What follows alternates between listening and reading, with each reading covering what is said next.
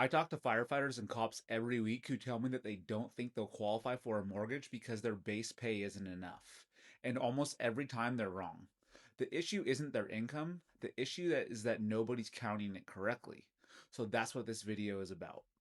Most first responders don't get paid a straight salary. You've got base pay, sure, but then there's overtime, shift differentials, acting pay, hazmat, specialty assignments, and that's not bonus money. That's how the job works. So that's how you actually get paid.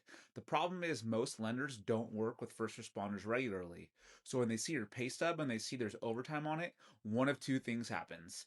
Either they're going to ignore it completely and get you a pre approval that's way lower than what you actually qualify for, or they grab the highest months and use that number, which is too aggressive, and then it falls apart in underwriting 30 days into escrow.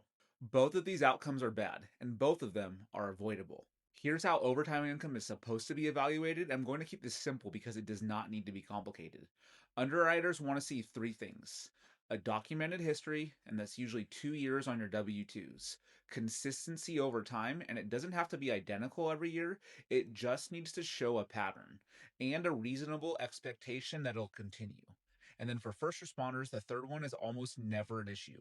You're not a seasonal worker. You've got a union contract, mandatory staffing levels, you have a career. And that's exactly the kind of stability that underwriters are looking for.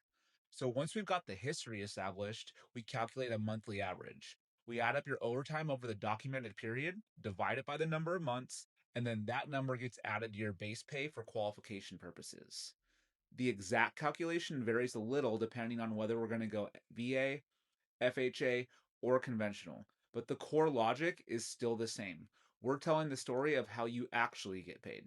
And the specialty pay works the same way: shift differentials, acting pay, hazmat, training incentives. As long as it's consistent and documented, it counts. Let me put a real number on this because I think it matters.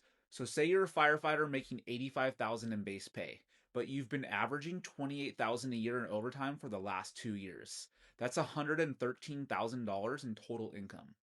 A lender who ignores overtime qualifies you on the 85,000. In Orange County, that difference in qualifying income can translate to $100,000 to $150,000 less in purchasing power.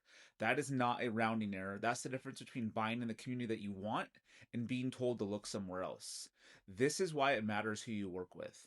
Not because other lenders are incompetent, most of them are fine with a standard W 2 salaried borrower. But the first responder income has nuance, and nuance requires experience. I was a firefighter for 13 years before a medical retirement in 2023. I've been originating mortgages for close to 25 years. I know how you get paid because I got paid the same way.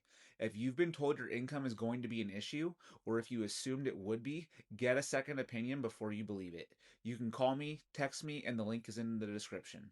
We can run your actual numbers in about 30 minutes and you'll know exactly where you stand. No forms, no pressure, just a straight conversation.